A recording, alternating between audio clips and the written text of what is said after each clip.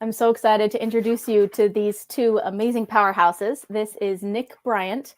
He's an investigative journalist, and Mark Stross, who's one of America's leading technologists. We're going to have a conversation tonight that America needs to hear, talking about the reality, the truth about the Epstein justice case, and technology's role in not only what happened then, but what's supposed to happen next. So Mark and Nick, thank you so much for being here and welcome. Glad to be here, Kim. Well, thank you. Oh, I'm so excited to have you both here at the same time. Would you both give the audience just a brief background about you and your work, please? Go for it, Mark. Well, thank you. Well, first of all, it's really nice to be here today. So the day job that I have is I work on video screens. So over the weekend, for example, the control system that I helped design at ANC just ran the All-Star game. So, and I actually sent Kim a photograph of that this morning. It was kind of neat to see the operator with the script in his hand and all the All-Star graphics behind him. So I have an amazing job because I invented a lot of different things in sports dealing with digital signage. So I invented the 360-degree contiguous sign that goes all the way around, and other inventions that have been really just neat to watch because what I do affects people. And when it goes well, lots of people get to see it. And it's very interesting how the day jobs turned into a radio show that then turned into a book. And that's why I'm with Nick today, because Nick, I want to make it clear I'm a dyslexic and I definitely shouldn't have been writing a book. But with everything that's happened in my life, it became quite apparent that if I didn't start sharing my perspective, then who's going to? And I don't mean that in an egotistical way. I mean, there are not very many people that have my range of experience protecting American institutions like the World Trade Center from being hacked on our screens, realizing that I'm always in a fight to protect those screens. And it is not like you're going to keep cyber terrorists out of your screens. It's more like, are you going to slow them down and get them out of your system? Because today, most of the time when you're attacked, it's usually an employee or someone within your circle that gives away the keys to the castle. So what I've learned in this whole quest and why I wrote a book was people make the difference. If you want hypersecurity, it's within the people, and it's also within the people for us to actually build a consortium of trust and interests around technology so we have a future without being paranoid, and for the Rand Corporation's concept of truth decay to go away. So I'm also trying to make people trust each other. And we can only do that if we start to come to terms with the power of the technologies and social media and what it's done to traditional media. And of course, that affects you, Nick. So ultimately, very excited about this. So now I'll be quiet, but that's my day job. Well, thank you, Mark. I'm also dyslexic. I've written a number of books, but I'm as a kid, I didn't learn how to read till I was like in fourth grade. So, and it's kind of funny. When I'm tired and I'm reading, it'll happen, or I'll start seeing words out there. But us dyslexics need to untie or unite, depending upon how you want to say it. That's right. Very true. I'm a journalist. I started out in academia, and I was in academia for 5 years, and I became a journalist. I was working at a university during the day, but then I was also doing journalism at night. And I was at the University of Minnesota, and I broke a pretty significant story about a serial killer in the Twin Cities that was killing prostitutes. And law enforcement had denied the existence of a serial killer, but there was a woman who ran a service to try to get women out of prostitution, and she was screaming from the roofs, but law enforcement wasn't listening to her, the media wasn't listening to her, but I listened to her, and actually I proved the existence of a serial killer because it was through a number of searches that could only be, back then, could only be done with it's really antiquated computers and databases. I was able to pinpoint about 40 women that had been stabbed, strangled, or beaten to death in a 10-year period of time. And because I think that there were possibly 2 or 3 because they used different MOs. But I brought the list to law enforcement, and I said to the Minneapolis police, St. Paul police, I gave them the list of all these women, and most of them were prostitutes. And I said, you still really want to say that there's not a serial killer preying on prostitutes in Minneapolis? And then, so I got them to more or less confess to it. And a task force was formed after that article. And I had written all these academic papers trying to change the world, and nothing ever got done because they were too abstract and people couldn't understand them other than other academics. And then I wrote this article about a serial killer, and boom, there was a task force. So after 5 years of academia, I moved to New York City, and I just took a plunge and became a freelance journalist. And I'd had a number of things published before I came to New York, including a book. But that's kind of how it unfolded for me.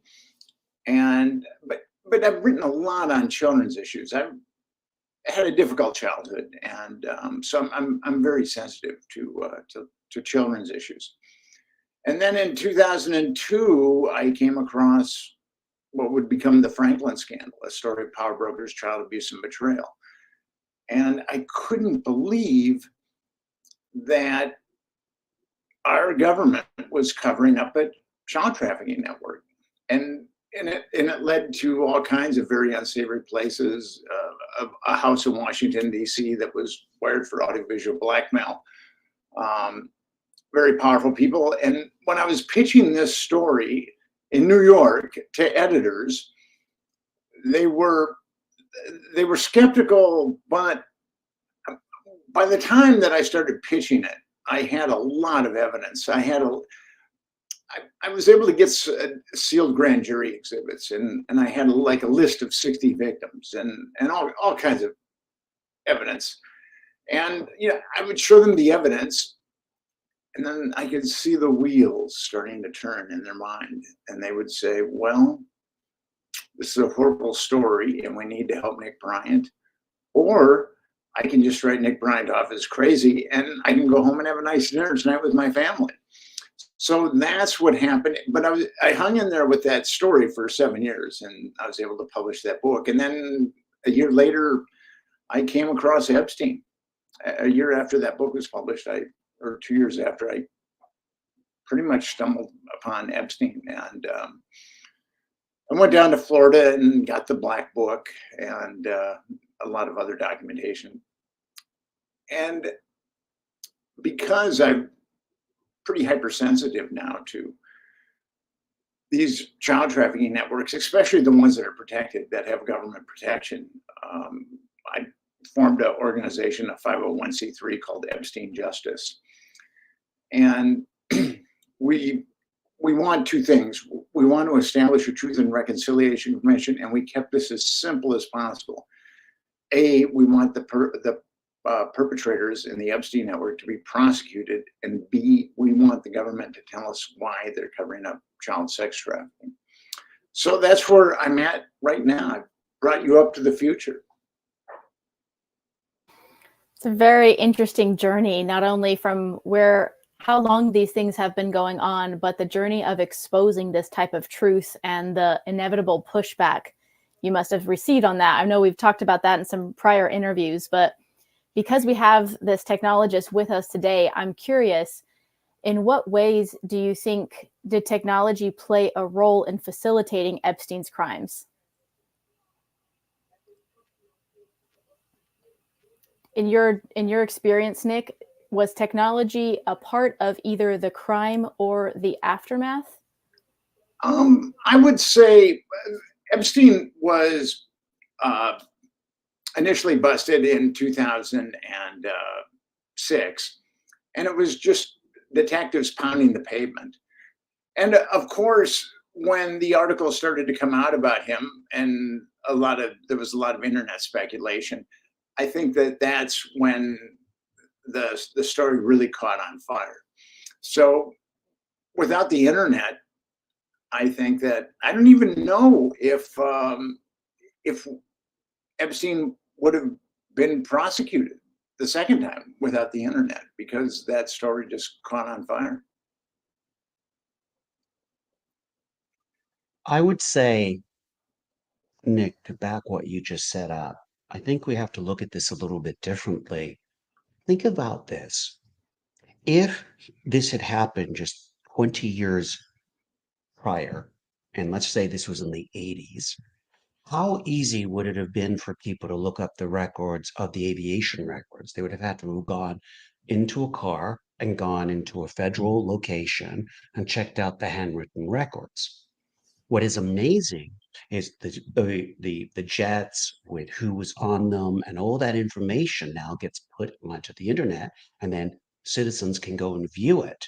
So in many ways, Epstein could hide behind the private airports and the FOBs and everything, and have all of these weekends, and no one really could see them. There was no transparency to the whole thing. Then the internet comes along and it makes it all public. So suddenly a good reporter like yourself can suddenly get a view of it. So I would say to you, yeah, technology's definitely blown the can off at this idea of having a private life, because even the very rich have to file travel plans and flight plans, and those will be immediately on the web. And there's your Exactly. your breadcrumbs. Yeah, like he was saying, can you imagine if the internet didn't exist by the time this came to public light? How much longer could it have been hidden? So this occurred around a period of quite a few decades, from what we understand. But we've also seen there were a lot of journalists who attempted to expose it maybe a decade before it came to the public's knowledge. What's interesting Oh, about that, absolutely. I did get passenger manifests for Epstein, and actually, I was the guy that put those up on the internet, and in 2015. But I did get passenger manifests for the pedophile network that I wrote about in the Franklin scandal. But I had to go, I had to go to a place and get them copied, and with the passenger manifest with Epstein, I just had some PDF files sent to me. So that was pretty cool. That was made up. The black book was given to me, not in PDF, but the passenger manifest came to me in PDF. So yes, it was much easier to get the passenger manifest with Epstein than it was with the Franklin network that I wrote about.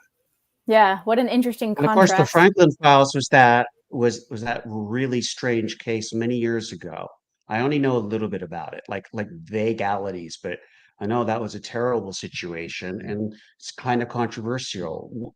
Can you explain that, Nick? Because I'd like to know more about it from you.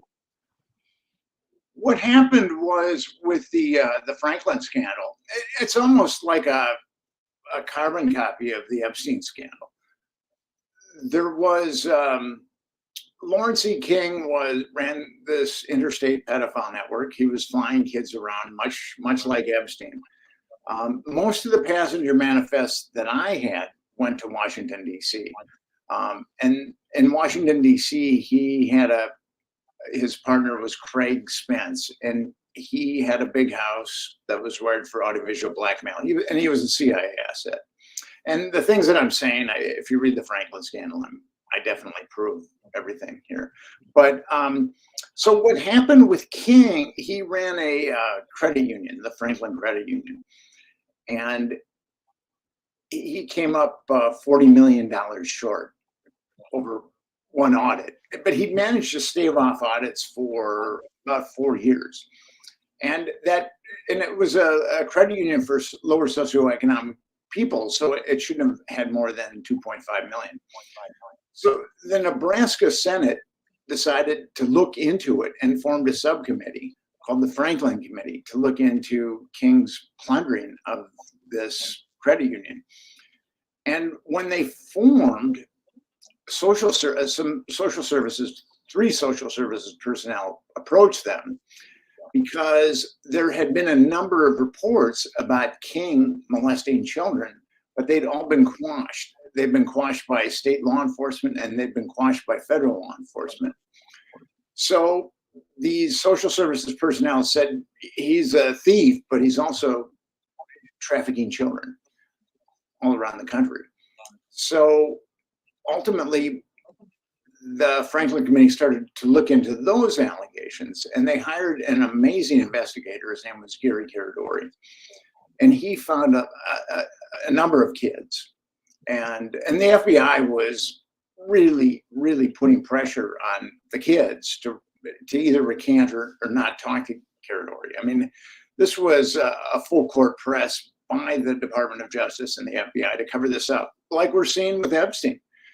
And Caradori was, and everything that I acquired, like the passenger manifest, the names of the victims, all that stuff, it came from Gary Caradori. And actually, his widow was on my podcast this week, and she really is an amazing person.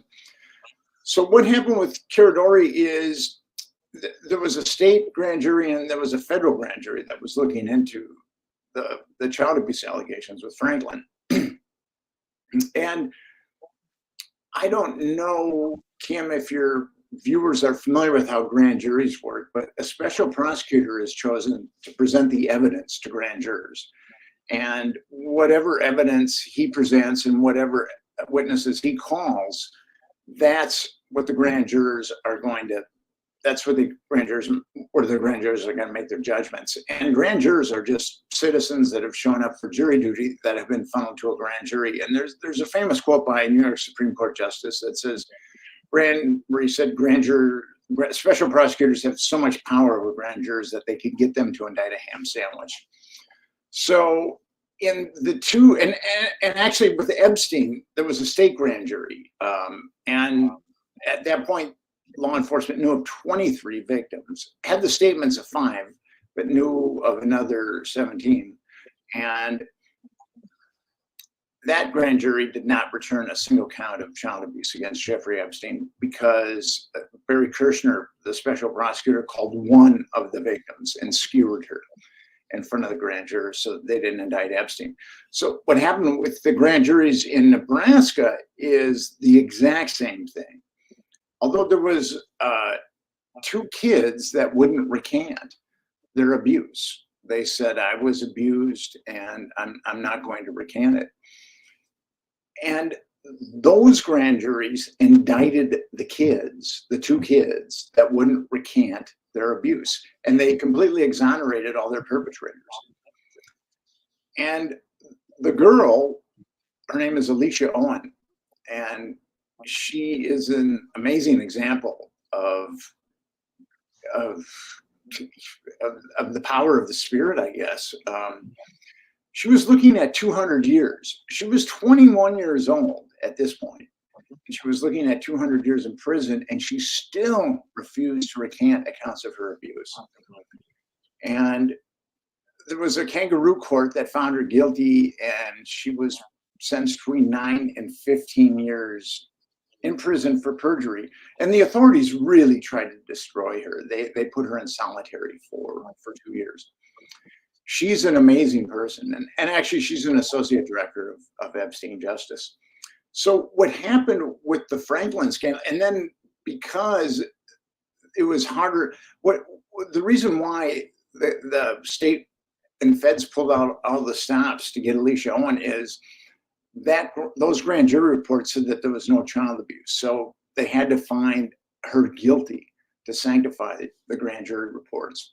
And despite it being a kangaroo court, the jurors were out for 3 days. So they almost acquitted her. And so the charges against the boy were immediately dropped because despite the corruption in that, and that trial, Alicia's trial is the biggest chapter in the longest chapter in my book, because I really get into just how corrupt that trial was.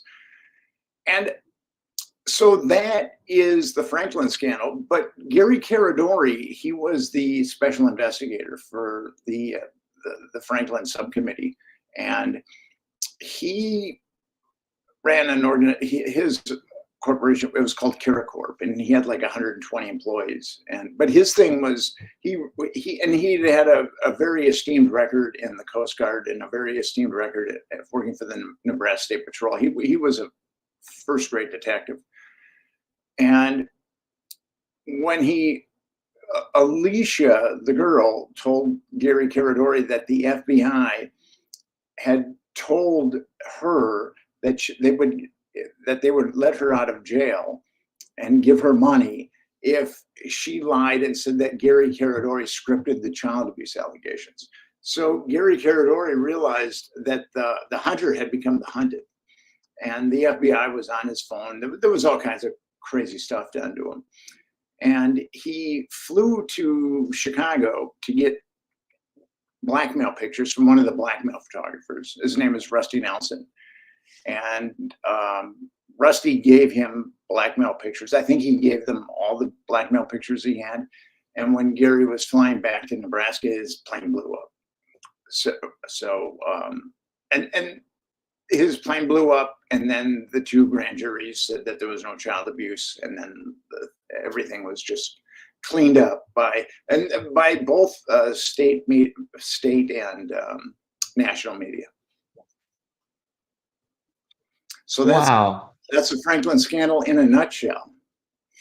So, Nick, you feel very much so, I would assume, and I'm not trying to suggest I know your feelings, but it would be very hard to feel like there's justice in the system when you have the two of these scenarios occurring. You have Epstein dying in prison, and technologically, we know there were so many idiosyncrasies with the cameras being down and the guards supposedly being asleep and all of that. I mean, like everything was so perfect and such a great setup that if you want to make a crime scene, it was perfect for it. I mean, and it was almost like it was premeditated, and it probably was. And what's funny about this is we, the people, are supposed to be so dumb that you hear camera's dead. Well, how long's the camera been dead? Well, I don't know. It's now dead. You know, it's like, and you put one of the most important people into jail in recent history, and everything's broken in the wards you put him in. I doubt that. And I think Kim and Nick, you would agree with me that that's inconceivable. You would want to keep that guy under camera. You would be so worried about him committing suicide or anything happening to him. You would have him under top security. There is no way the scenario they outlined is possible if you use common sense, unless you can buy the next scenario. The government is absolutely incompetent. It's very One or interesting. the other. I know someone who was at that prison and Metropolitan Community Center, and she told me that it would be impossible to kill yourself in that prison. So I agree with you. There's so many anomalies, and the warden got promoted. The guards that were asleep, nothing ever happened to them. And his cellmate was taken out too. He was initially in a cell with some guy who'd killed a former cop who'd killed some people, but I guess that guy liked Epstein, so he decided not to kill him. So, but yeah, there's a lot of anomalies there, and unfortunately, the media. And this is what really disgusts me. The media just wants to focus on this salacious dirt of him killing himself, and these victims, you know, they don't care about the victims. The government has shown that it does not care about the victims because none of those perpetrators have been indicted, and the media has shown that it doesn't care about those victims. And CNN was going to have me invited me on air at the beginning of January, because there was that cache of Epstein documents that was being released. And they thought I would be perfect because, you know, I was the guy that released the Black Book. So I was texting with the producer, and I and I said to the producer, I definitely like to talk about Epstein justice while I'm going to be on the show. And the next text he got is, Nick, we're going to go another direction. so, so it's really egregious the way that the media has covered up. Jeffrey Epstein molested little girls for 25 years and pandered them. And some of them were pandered to very sadistic, sick people, like with the Franklin scandal. And some of those girls were under 10 years old, which has been, I'm amazed that hasn't gotten out. But yes, some of those girls, the media and law enforcement want to say that the youngest ones were 14, which is still way too young. But actually, the younger ones were younger than 10, because these type of people, they just keep going further and further and further, and as they get sicker and sicker and sicker. So that's why they like, Well, if I may, I'd like to jump in here, Nick. I have a slightly, well, I'd say my perspective on on the entertainment world, and specifically celebritydom, because this is kind of important, because it kind of there's a definite reason I'm going down this alley, is because my parents were celebrities, and my mom was an actress and my dad was a film producer, and I got to grow up around a lot of very important celebrities. It started in Switzerland with Charlie Chaplin, all the way to me giving an award to Tatum O'Neal when she did Paper Moon as a kid at the Taormina Film Festival in Italy with my mom, Anne Haywood, the film actress. So why I'm telling you this, I met Ryan O'Neal there. I met Sergio Leone, who had done the great, spaghetti westerns and other incredible charismatic characters. And when people think and say that, for example, America does not have royalty, that's not true. The truth is, we do have royalty in this country. They're celebrities, and they are a protected class. And since I have been inside that class, and since I've seen it when I was growing up, and it's not the same today as it was then, very different. But the truth is, they protect each other. And you have the publicists, you've got the agents, you've got the bevy and this army of people that their only sole interest is to actually protect the celebrity, don't tell the celebrity any truths, and protect the celebrity from the outside world, because really their whole sole interest is to guarantee they have a job. That's really what they're doing. They're guaranteeing their paycheck.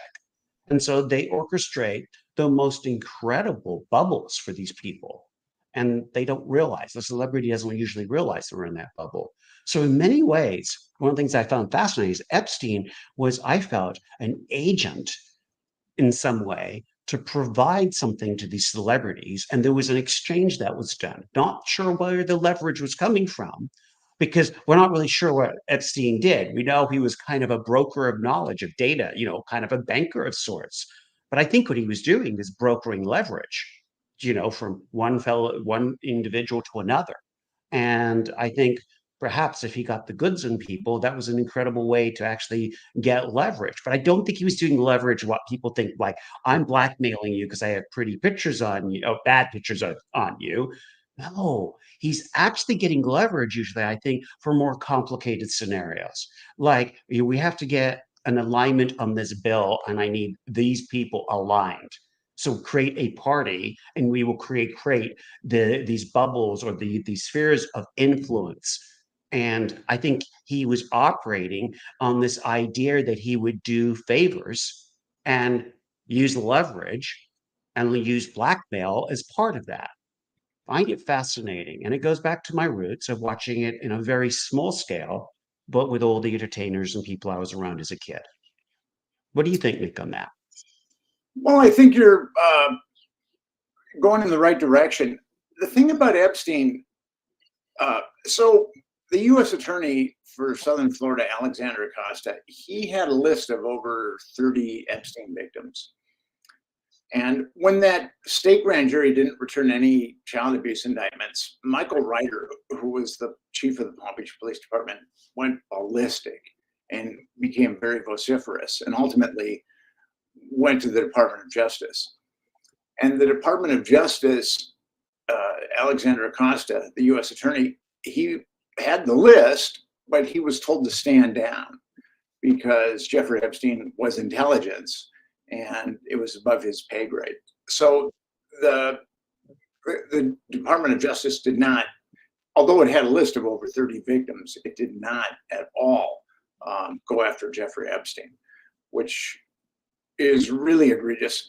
And Acosta, how that came out is Acosta was being vetted as Trump's labor secretary. And he was asked, why did you go so light on Epstein? And Acosta said, because I was told to stand down, and that Epstein was intelligence. And he's never denied saying that. A number of people have asked him whether or not he said it. He's never denied saying that.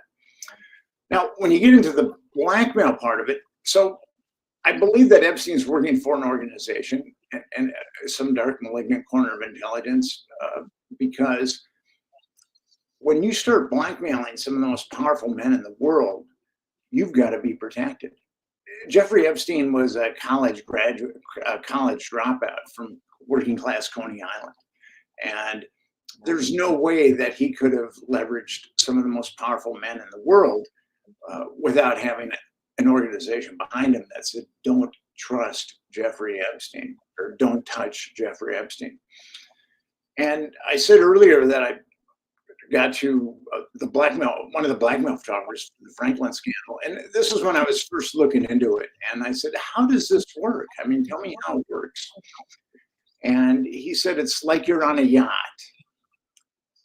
Once you're compromised, it's like you're on a yacht, and it's a beautiful yacht, and it's a beautiful day, and you can have anything you want on the yacht.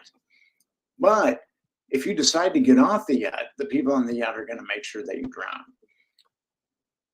So with Epstein was, and whatever dark, malignant corner of intelligence he was working with, was providing the yacht. And I think that he compromised people, but I think a lot of the people that he pandered these girls to were already compromised.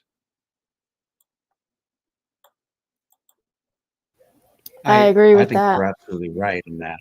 I do. I mean, again, you see, it goes back to when you look at the list of celebrities and the people that we know of, and you look at the frequency of the trips, you definitely see these people were not like intimidated or went once. A lot of them went multiple times and they enjoyed it. So that meant they had joined or they were part of whatever was going on there because it was a multiple affair deal for so many people. You know, it's also interesting when I just think of the Clintons and you think of Monica Lewinsky, and then you think of the Epstein deal, and you see Clinton on the manifest, you do have to worry about, does Hillary, I mean, she must have the most forgiving heart in the world. I mean, because at some point you go, or she's into a lot of kinky stuff, because obviously her husband was in many different places, and all this was happening, you know, at different points in history, but very close together when you think about it. I've always found that fascinating. That how, I mean, you know, we had our dirty laundry aired to the whole world, and then Epstein comes up and kind of validates what Bill was doing, and yet the world somehow forgives him. Unbelievable when I think of the Teflon in that man. Well, it's interesting. Epstein was actually bringing girls into the White House when Clinton was president. So Epstein had been dealing with Clinton since the 90s. And that's the other thing that, I mean, that's been shown. But like with Bill Gates, there was a article from the Weekly Standard out of the UK in 2001 about Jeffrey Epstein. And it said that Jeffrey Epstein and Bill Gates had been doing business throughout the 1990s. And according to our media, which is extremely flawed with Jeffrey Epstein, he didn't meet Bill Gates until 2011. And there's just so many problems with the way that our media has handled this. And if the government was serious about prosecuting Jeffrey Epstein, the New York Times did an article on 6 procurers, and one of them was Ghislaine Maxwell. And the article really, I mean, some of them even confessed being procurers. Child trafficking carries a 15-year to life sentence. So those procurers, the Justice Department could have arrested those procurers and indicted them on multiple counts of child trafficking, where they'd look at 20 lifetimes in prison, and they roll over on the perpetrators. But that's not happening. And those procurers, aka pimps, nothing has happened to them except for Ghislaine Maxwell. And Ghislaine Maxwell, for her to get 20 years is a complete miscarriage of justice, because she was only indicted on 1 count of child trafficking when she should have been indicted on probably hundreds of counts of child trafficking. Well, I always felt that she was just the fall guy because Epstein was dead, so they had to have someone. So they got her because they weren't going after her until he really died, and then they kind of like Ben slapped it on her. They needed to have someone, a poster child, to say we got someone. I think, ultimately, I'm just dismayed by several things in your story that is very apparent to me. Is specifically people that have been knocked out of the sky, that have disappeared, and including Epstein. The number 2 thing that you seem to be very convicted on, which I agree with, is that he had to have been connected somehow. He was taking orders from someone, and he was creating leverage for those people. I mean, I think we all agree on that. And we just don't know exactly who. We can guess, but again, that's just a guess. And then finally, we talk about technology and all of this. I mean, the irony is they had to use a whole island that was completely off the radar. Of course, there's very little technology beyond the fact that they flew in a private jet to the island. But what I do think is because I actually saw a YouTube video. I don't know if Nick, you caught it, or Kim, you've seen it, where these YouTubers who like to just get into trouble, they actually landed on Epstein's island. And then they have this whole YouTube video of them being chased around by the security guards and golf carts as they're going around the island, showing you everything. It's actually great fun because they weren't allowed to be there. But when you see the island from the context of how they had to come to it, the island itself was a fortress. It was designed in such a way that it was very hard to get onto it. And if I was to say to you, I mean, if I'm going to build a little base, I'd build it the way the island was built. Very interesting, the whole thing, just the choice of the island and where did he come up with the money for the island? And actually, who in the world really financed the guy in the very beginning? All of this is kind of interesting. I mean, I've heard theories, I've seen stuff, but no one's been definitive. Or have you figured that out, Nick? I can tell you that. I mean, he was getting money from various sources, but Les Wexner gave Jeffrey Epstein the keys to his kingdom. Wexner is the CEO of L Brands, which makes Victoria's Secret and Tommy Hilfiger and all kinds of other clothing. And Les Wexner was worth, I believe, in 1987, $4 or $5 billion. And in 1987, he gave Epstein power of attorney over every penny that he had. He gave Epstein the keys to the kingdom. And with that type of money behind you, billions, you can, I mean, that. On the interest alone, you could buy the island, I guess. That's interesting. And Jeffrey Epstein was shaking people down, and he did some dirty deals financially, but he could fall back on Leslie Wexner's billions of dollars. And this is what I find, this is how disingenuous our media is. The reason why, and this was in Vanity Fair, the reason why Les Wexner gave Jeffrey Epstein the keys to his kingdom, power of attorney over his every every penny he had was because he was lonely. Jeffrey Les Wexner was lonely. So I mean, you can't make this up. It's right there in the Vanity Fair article. I mean, the way that the media has been apologists for people like Les Wexner and some of these other perpetrators, because Les Wexner was definitely one of the perpetrators. It is disingenuous and insults anybody's intelligence. I mean, if someone had an IQ of 90, it would still insult their intelligence. But this is the stuff that our media pumps out. Absolutely. Nick, you said, I believe last time, that there's been no investigation into the finances. So we have this billionaire who's essentially blackmailing all these very wealthy, powerful people. Is it true that there's been no investigation into the money trail? I mean, there might have been an investigation, but we don't know about an investigation. And Alexander Acosta was told to stand down when he was originally going after Jeffrey Epstein in 2007, 2008. So if there was an investigation, and this is kind of interesting. So Jeffrey Epstein's safe was drilled open, and there were hundreds of DVDs in it. And I think a number of them were compromised DVDs, but he also liked child pornography too. And I put in a Freedom of Information Act. I didn't want the DVDs, I wanted reports on the DVDs.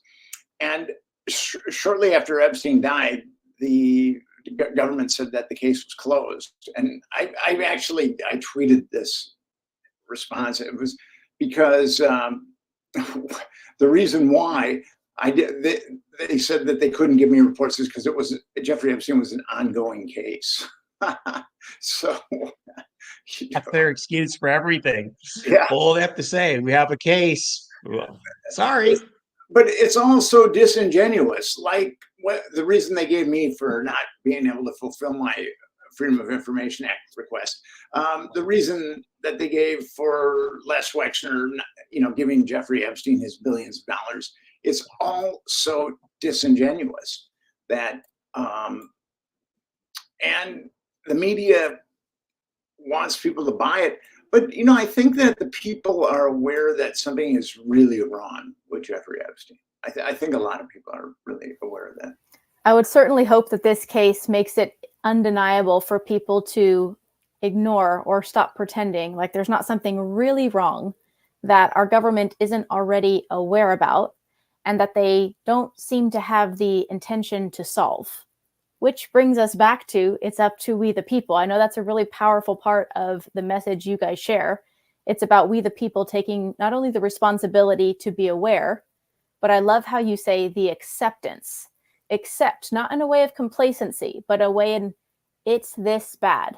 The government is not only aware, but in your words, aiding and abetting child trafficking. Well, if you cover up a crime, you're aiding and abetting that crime. So our government is aiding and abetting child trafficking. As heinous and perfidious as that sounds, it's very much the truth. Yeah, for many people, it's still hard to accept that, I think, but it's undeniable, particularly in this case, which has come to light way too long after it should have. But your work, Nick, to expose this is a really important part of people accepting and being willing to acknowledge that truth. What do you think? What role do you see for investigative journalists in the ongoing fight against child trafficking and exploitation? What can we do to continue bringing truth to light and get people to accept it? Child trafficking is a horrific crime, and it's systemic in our country. According to the Centers for Disease Control, and this is a conservative estimate, 25% of underage girls have been molested and 7% of underage boys. And it's probably higher for the girls. And most experts definitely think it's higher for the boys. And it's difficult to know how many of these kids are trafficked, but I've heard numbers where 5% of the kids that are abused are trafficked. And it would be difficult to know those numbers, but that's the number that I've heard. So child trafficking is, I think, a pretty systemic part of our country. And the other misnomer with it is that it's Mexican kids or Eastern European kids. 85% of the kids that are trafficked in America are American kids. So this is a problem. And I think that we need to start, first of all, with the government. I mean, that's why Epstein justice is so important. We need to make sure that the government isn't covering up child trafficking anymore. And because that's really egregious, and that's the best place to start. The federal government not covering up child trafficking, and then from there we can make progress in other areas. I mean, that's my own personal feeling on it. Absolutely. I agree with you, Nick. What I've done in my first book, Killer Tech, is I've discussed this idea, but I'm trying to empower parents and regular folk to start at the school boards and their local elections, build up to the state elections, and then have the state officials put pressure on the federal officials so we can make change. We have to get things prosecuted. And so one thing I'm really proud of, Kim is part of an active group of folks that are forcing local law enforcement to actually do stuff and to get local people to appreciate what's going on. Because I think if you treat it locally and you start to get people really shoring up their communities, eventually you get to senators and you get to congressmen and you get to the power to be. And then you start to create in Washington what I feel is peer pressure, but it has to come, I believe, within the system. You know, lobbyists there are so many of them, and you must assume that there must be lobbyists for this extremely negative stuff that's going on, since there seems to be this covert pressure not to prosecute. And, you know, Nick, I'll prove to your point. I'm going to prove this point completely. You're a journalist, you know this from the perspective that if you go to almost any social media platform that you would use, from X, which is Twitter, or Meta, you know, Facebook, or any of them, what will happen if you put in something about vaccines? You instantly will get a little notation underneath that says vaccines are bad. I mean, I'm good, you know, but be careful. You could be getting bad information.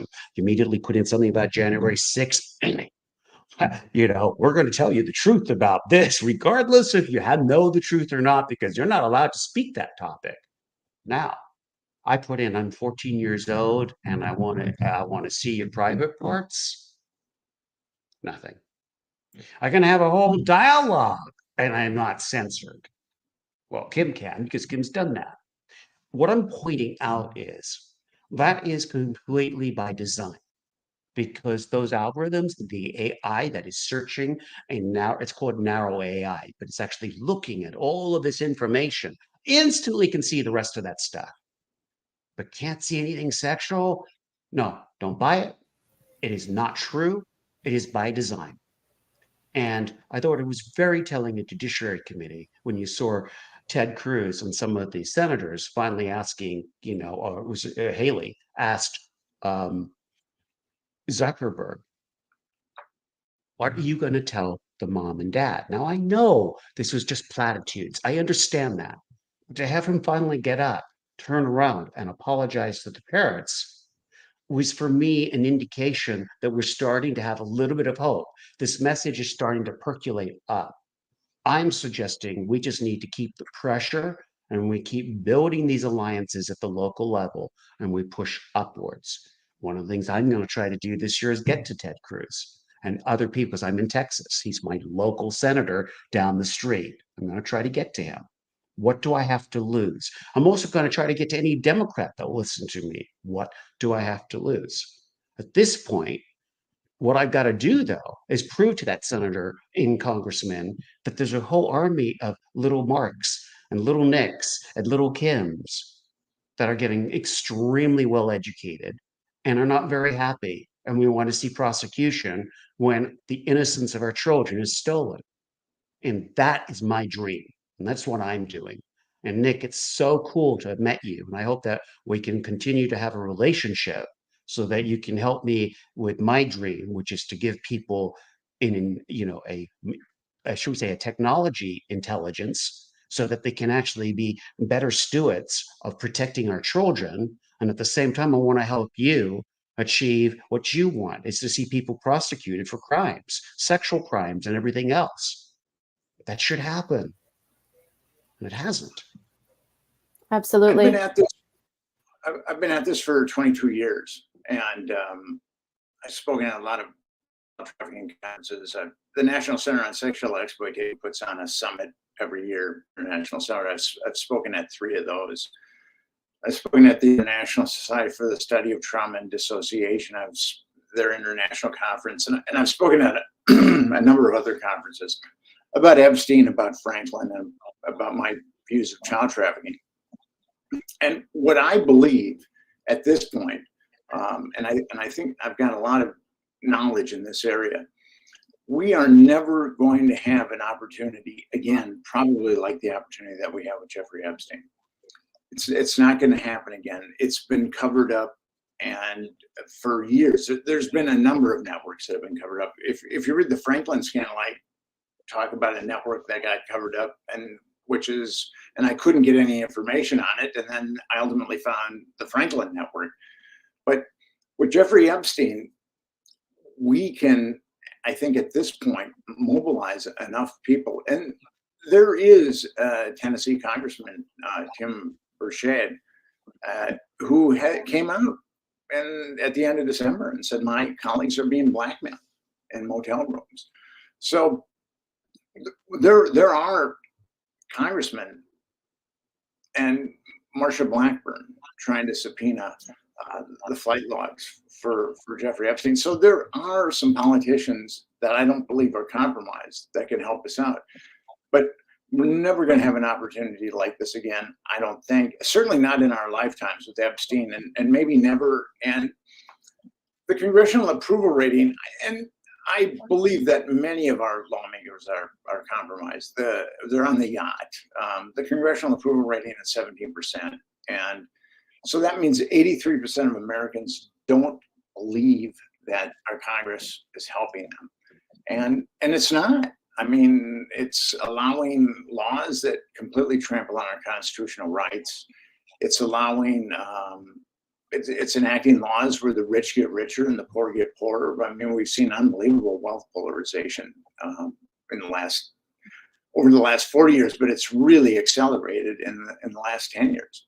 And something like healthcare, universal healthcare.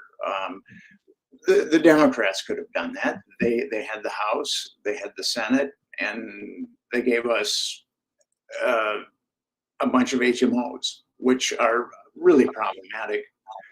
So I think that a lot of the problems that we have today are because our politicians are compromised. And I think that Jeffrey Epstein is that we have to bore down on Jeffrey Epstein, and we will come across the cesspool that is our government, that is making these laws that just are real impediments to Americans. I mean, that's my belief on it.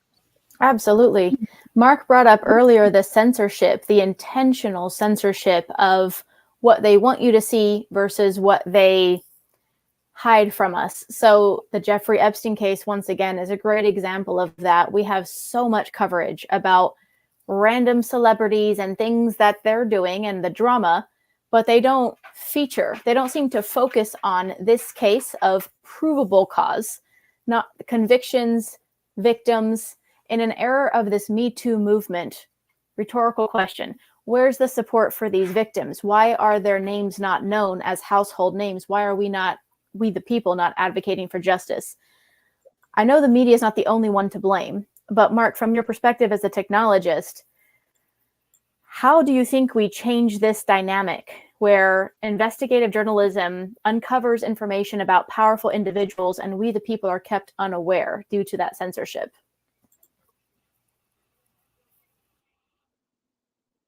The way we're going to change this is we're going to have to pick up courses along this journey. For example, the Epstein's Nick's course. But for me, the way you do this is you're going to have to find things that are censored, and you're going to have a whole bunch of folk that's actually going to show the government and show people in real time some of this polarization that's occurring. And what I mean by that is, for example, we're going to have, I know, some headline in the near future, and we're soon going to see people that are going to jump on a bandwagon and get it completely wrong. It's in times when the media gets it completely wrong. It's in times when people are actually forced to look at the notion of something in a new way. You get an opportunity to shed some light into the situation. I really believe right now what we have to do is we have to keep prying open the lid, and we have to use every opportunity we have. That will be news stories that come up. So for example, Kim, when you for example had cases and you put a call out, do we have any cases to hand to this district attorney? Well, that's you taking a natural situation that occurs and then maximizing what you do with it. So what we've not done in the past, I believe, it's been all disjointed people, all having a message. Please don't mess our children's lives up. Please let not have them be trafficked because it's bad. But people, and then we have a government that seems to have a different agenda. But what we've not been able to do is get a whole bunch of people say it, see what happens with the government, and then call the government out on it repeatedly and keep hammering on them until those cases, for example, your cases, are taken. And if they're not taken, make such a stink about it that you start to force a dialogue. And again, I want to make it very clear. The biggest problem in America today, in my opinion, I'm not a reporter, just a technologist, truth decay. We don't believe each other. And that is because by design, we've created algorithms that have separated us, put us into funnels, put us into categories, and we hate each other because we go down our own bias every day and our own censorship that we create for ourselves. I want to make that clear. We create the censorship. Soon as you get online and you go to YouTube and you start swiping, you're telling YouTube what you like. Then YouTube only serves you what you like, but you got the funnel of your choice, and therefore you're censoring yourself into your own oblivion. And by the way, truth decay means that since you're in your own funnel and you're censoring your own self, that means all the information you have is what you like. That's not real news. Real news usually means you hate it. Or, Nick, it's a compromise, right? Half the people are going to hate it and half the people are going to love it. But that's news. News is something that is not massaged to fit, massaged to make you feel good. News is just news.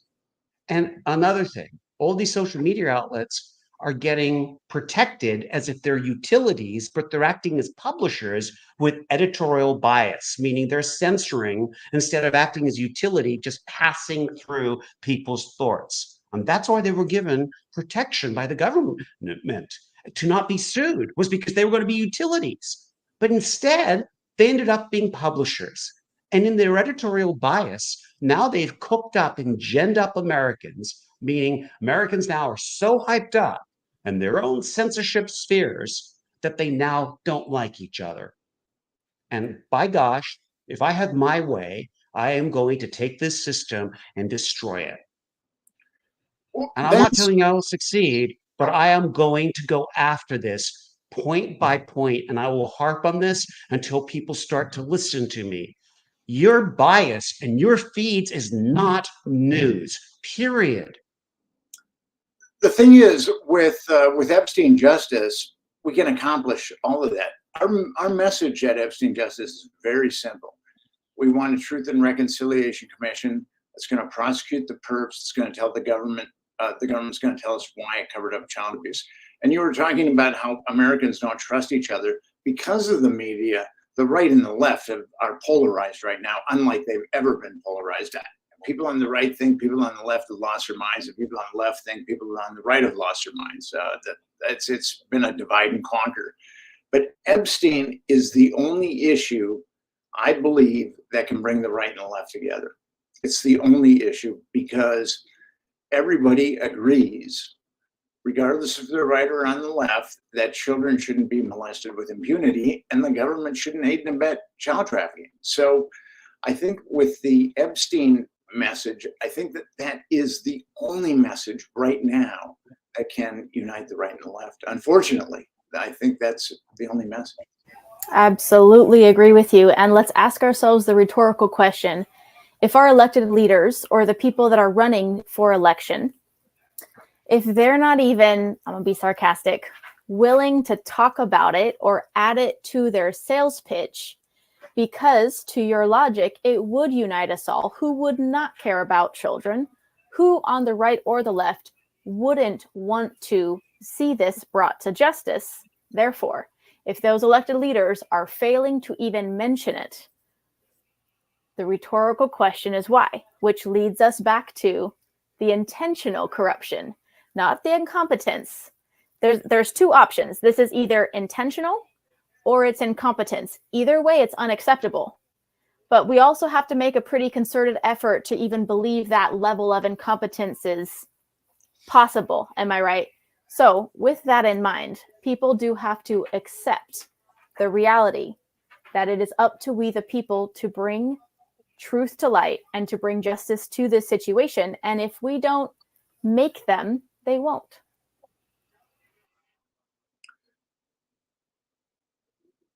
It's when I saw the Senate crucifying Mark Zuckerberg, and granted, somebody should crucify him, but when I saw the Senate crucifying Mark Zuckerberg about the online stuff, I'm saying to myself, man, what a bunch of hypocrites that run our country. They're letting Jeffrey Epstein is the largest child trafficker that's ever been acknowledged by law enforcement. They're letting all those perpetrators walk while they're crucifying Mark Zuckerberg. It's just the hypocrisy there is so seismic, and I mean it's the kind of hypocrisy that I've come to expect from our government. But what is going to happen by the crucifixion of Mark Zuckerberg? Nothing's really going to happen about that. And the issue is all these perpetrators that are in our government that were molesting little girls because they were friends with Jeffrey Epstein. That's not being addressed. Well, little Mark Zuckerberg is being crucified. So that I mean I've seen that hypocrisy for so long that it just really disgusts me. Nick, I totally agree with that perspective on the actual hearing. I was on the air 2 weeks ago on the radio, and the hosts with me, we all agreed to this one point, was that what's the point of it? Nothing's going to happen. It's just a circus.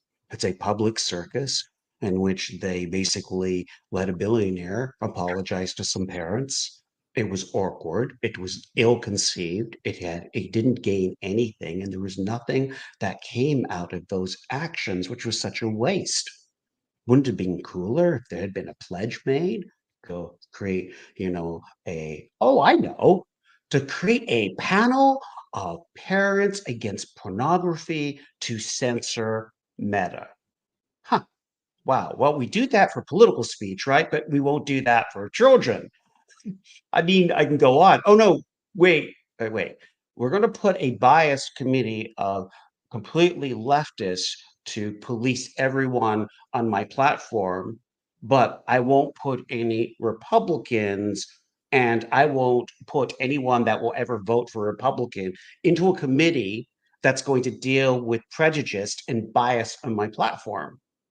How does that make sense? I don't care if you hate Republicans. I don't care if you think Republicans are heathens. How do you create a platform that's unbiased if you're not willing to put the people that you are triggered by on your panels? And by the way, another thing that I find so telling are the Are these billionaires and are these tech giants so scared of other views? All of you. If there are any people today that are just absolutely very ginned up Democrats today, my question is, could you ever conceive of yourself any longer listening to any other information that you might not agree with and not want to actually wholly shut down and not listen? And by the way, you Republicans, the same thing. You listen to Democrats today and actually listen and try to meet in the middle with real dialogue and compromise, and both sides don't win, but America wins? Let's try that out. By the way, I'm a patriot. I disavowed both parties a long time ago publicly on the air. I'm 100% patriot. And by the way, I'm not a trad, and nothing to do with tradition. I'm a patriot. I came from England. I became a US citizen, and I love this country, and I've traveled the world, and I can assure you this country is special. And there's nothing you can tell me that does not make me love this country with all of its ills and everything it's done wrong, because America's done a lot of wrong. But compared to the rest of the world, she's no better, no worse, and definitely no better than any other country. So let's just start with that. We're okay. This country is okay. But what's not okay is when a Republican and a Democrat can't be in the same room to work out how we save our children. That's not okay. And I am begging all of you that are listening to me tonight, and Nick and Kim, let's come together. Let's start dialoguing about our kids. And let's make a vow. We will agree to disagree, but when it comes to our kids, we agree. Let's hit hard Washington as a combined force for good. And Epstein and the Epstein case could do that, could galvanize us all together. We could all agree Epstein bad equals we're together. That could be revolutionary. That could revolutionize tonight. And I'm just hoping people will come in with some comments and agree with that. I'm sorry for the energy intensity, but I Never really be believe this. apologized. Yeah, let's normalize protecting children not being a political talking point, and also not just being a talking point. Let's also acknowledge that both sides have failed to protect children. The Epstein case was uncovered during a Republican administration. This is not a red or a blue issue. The failure to prosecute, the responsibility for the failure to prosecute lies on not only both sides of the aisle, but the elected officials who had every opportunity, every chance to do so. Like I said, it's not incompetence. Nick, what's your perspective on the way people try to essentially the blame that's cast for why this issue hasn't been handled? And what do you think the truth is? Well, it goes back. So with Epstein, two Democratic presidential administrations have covered up Epstein, and two Republican presidential administrations have covered up Jeffrey Epstein. Jeffrey Epstein was originally outed in 2006. So the Bush administration, the Obama administration, the Trump administration, now the Biden administration has done nothing. So it's obvious that it's a bipartisan effort to keep this covered up. And the way, and it's kind of amazing, there's a very small percentage of people on the left that are gung-ho about woke, and there's a very small percentage of people on the right that are gung-ho about QAnon. But it's amazing how people on the right just look at people on the left as lost their minds with woke, and people on the left look at people on the right and lost their minds with QAnon. And it's funny. I was I'm on Twitter, and some guy was tweeting, "I don't think people should be allowed to go to college and study gender studies or whatever, like all this woke stuff." And I said to him that like less than 1% of students are studying that. I mean, it's not like 80% of the students. So And that was his reaction, because he looks at everybody on the left as being behind woke. I mean, it's like I said, it's been divide and conquer, and it's been exquisitely pulled off, exquisitely. Absolutely. I've I been want to enjoying actually. Oh, sorry. Go ahead. go ahead. I was just going to say I was enjoying Bill Maher recently, as he's kind of bending on the vine here with his political views. He's definitely dancing right now. He is dancing around being, on his HBO show, being this diehard Democrat for all these years. Now Bill Maher is actually starting to question stuff. And now you notice that he could never come on the side of Trump because he hates Trump. But on the other hand, he's not certain if he likes what he sees on the woke left. On the other hand, he doesn't really like what he sees on the right. And I'm seeing him squirm. And I think that's actually where most Americans need to be. We need to I think squirm we're a little bit, approaching. contort to each other, guys, because that's where I'm at, right in the middle. Exactly. I need Especially when it us comes to to come protecting together. children. Yeah, Absolutely. absolutely. That's my perspective. Wow, this has been Absolutely. a great conversation from my perspective. Nick, it's amazing to think what you've been doing, and thank you for your public service to this country. People might not say that to you often, but you're doing a service. I mean, one thing, and this is part of my history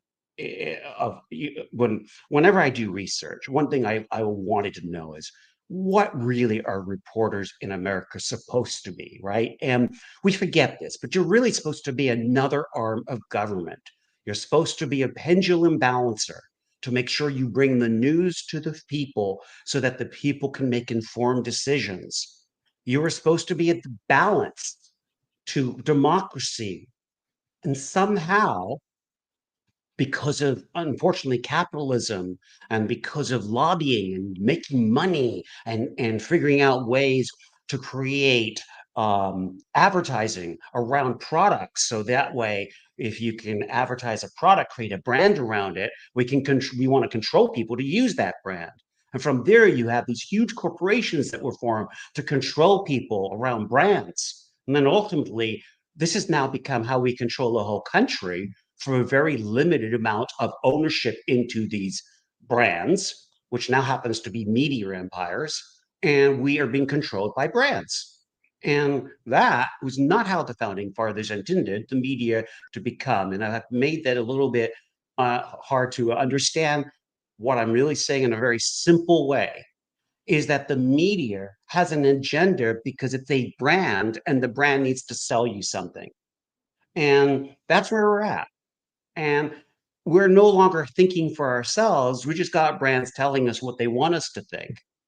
And I know Walter Cronkite definitely had a bias in prejudice in the days that Walter Cronkite was on the air in the 70s, etc. But the truth is, he tried, and he felt he had a sensibility towards kind of a social responsibility. So he was leaning left, but he definitely tried to be balanced and tried to give us the news. Now we have a new form of media, which will have people tell us they're telling you the news when it's completely their version of it. And that is unfair, because people don't know. You're on the other side of that reporter's report, and he's given you a completely biased report, and you have no idea it's biased. So I actually, by the way, love the app Ground News, when I can see where's the bias of the person writing the article. It may be unfair, that's unfair, Nick, but that does allow me to sometimes, when I'm reading an article, know where the heck this person's coming from, because I want to know, is it news or is this editorial? And guys, that's really where we messed up.